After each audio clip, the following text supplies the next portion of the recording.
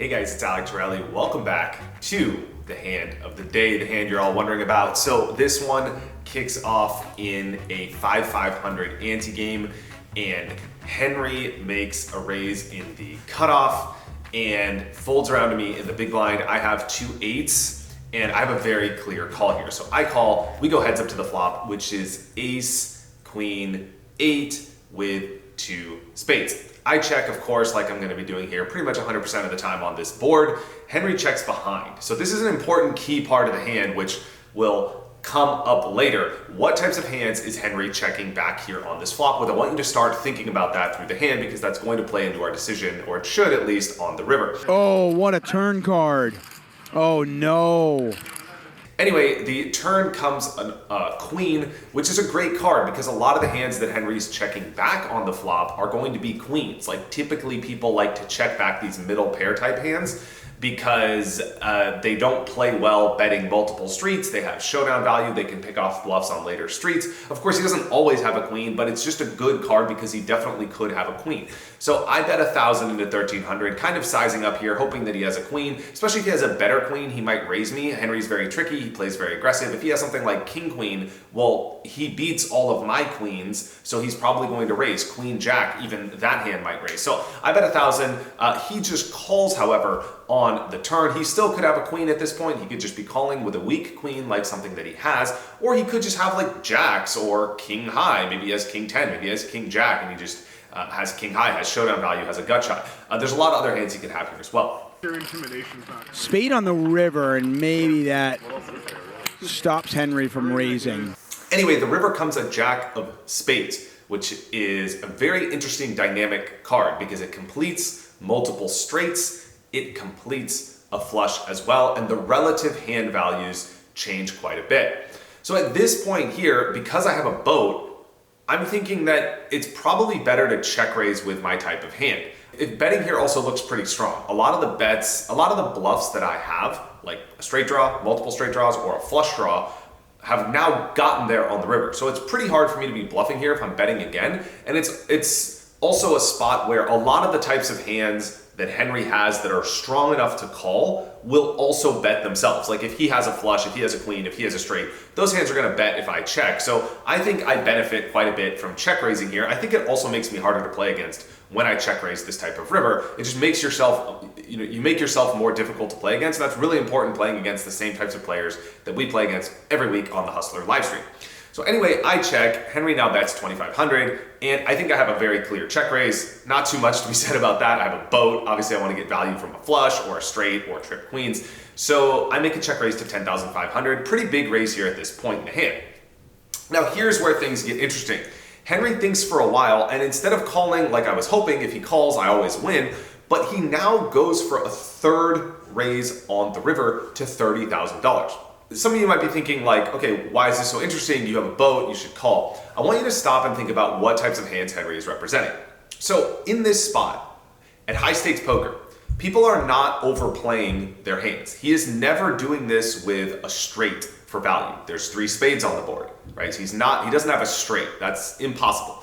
He also doesn't have a flush for value. If he has a flush, frankly, on this river, his decision is debating between calling or folding, because a flush only beats, if he has a low flush, he only beats my bluffs. When I check raise this river, the board is paired. I'm representing, maybe I have some high flushes, maybe I have the nut flush, like a king high flush or something like that. I could be raising with those hands.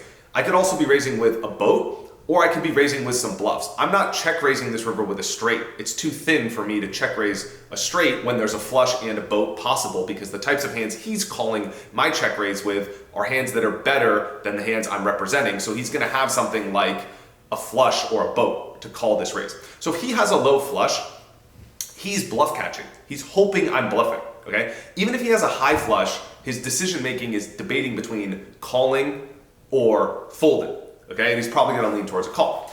So at this point in the hand, when Henry re-raises again, I'm representing a flush or a boat for value. Those are the types of value hands I have, big flushes and boats. So when Henry raises into that range, he's representing hands that want to get value from my flushes and boats, right? Which are basically boats. He's only representing a boat. He never has a flush, he never has a straight, And someone even on Twitter was like, hey, he has trip queens, he's value betting. It's like, no. I know poker plays differently in small stakes games, but in high stakes games, this is the only hands that he's raising with here are value betting types of hands. So what types of hands does he have for value?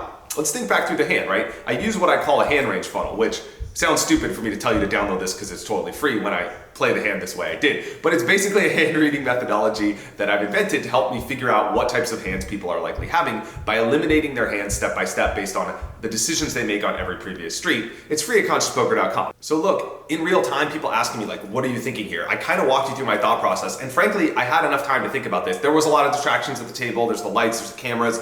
Everyone's talking and screaming and people calling clock. That's all fine. I'm not using that as an excuse. Like, I'm a professional. This is on me. I should be able to think through this hand no matter the circumstances and make the right decision.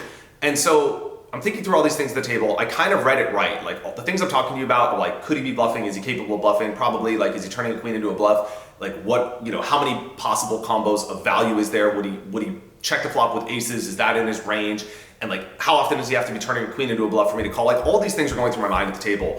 And I kind of thought about it right. Like, I kind of got to that point, and then I leveled myself. Like, I just was like, people under bluff here, and like, I'm just gonna call, and he's gonna show me the boat, I'm gonna look like an idiot because I know I should fold, and I made a mistake. Like, I'm human, and that's part of poker. And this time I was wrong. And sometimes I'm right, sometimes I make these plays, and it's like, oh, Alec made a great play, and this time Alec made a terrible play, and like, I'm human, I make mistakes, and that's just part of what it means to, try to play a game of incomplete information and try to always play your best. And poker's humbling because I'm always learning. There's always something I can do better, and it's very rare. I put this out in a recent vlog where I won, 55K in a session. That was like one of the only sessions where I feel like, wow, I didn't make a mistake. Like, I played perfect. I remember a quote from Karl Malone. I used to grow up watching basketball, and he was like, I'm gonna retire the day that I go perfect from the field and perfect from the line.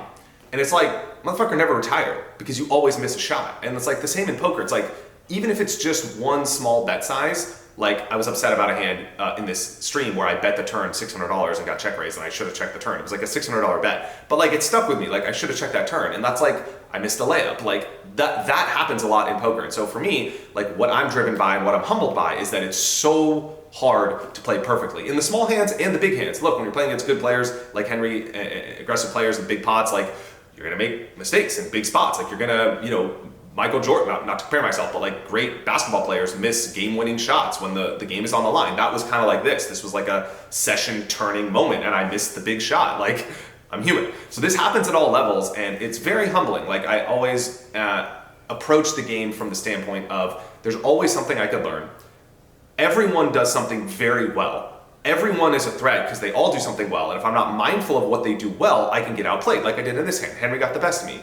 I'm happy to say it. It happens. Like I'm not batting 1,000 versus everyone in the fucking world. Like and that was poker. He got me. He deserves it. He made an amazing bluff. Just being able to make this play as a bluff puts you in a different caliber. Even if you're wrong. Even if I call this river, right, and Henry looks dumb, the headline instead of like Alec makes a terrible fold is like Henry blasted off, right? Like that's the headline because people base the decision on the results, not on the process. But that doesn't matter. The process that Henry was going through, that to be able to like read this situation and be able to pull this bluff gets mad respect for me. Like puts him in another category of player that like most people aren't capable of that. And whether you're right or wrong, that process-driven approach is respectful. And he did an amazing job. So yeah, he got the best of me this one. And I'm always trying to learn. I'm always trying to do something better.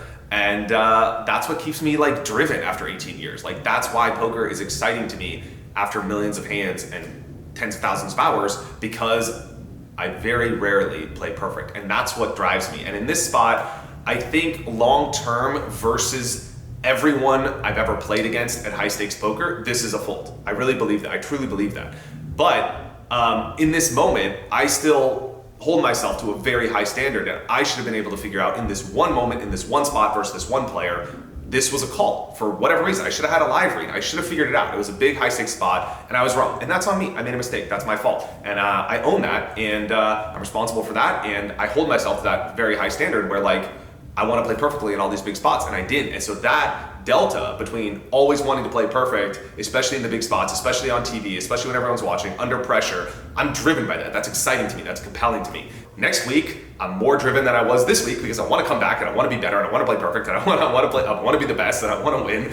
And I'm that process driven. So that's what matters to me. I don't care about, you know, the 20K. It's not about like, oh, it was 20K and 20K is a lot, or 20K can buy this or buy that. Like if it was 2K or $200 or 20,000 or 2 million, my process is the same. I'm thinking about the ranges, the equities, the combos, what he's repping, what I'm repping. Is he bluffing? Is he not bluffing? The meta of the game, the leveling. I really don't think about the money at all. I know it sounds weird, and I know that's not necessarily normal for everyone, but like I really, I sat there for 4 minutes. Not once did I think about how much money it was. I only thought about my pot odds, the math, and the spot. So that's my approach.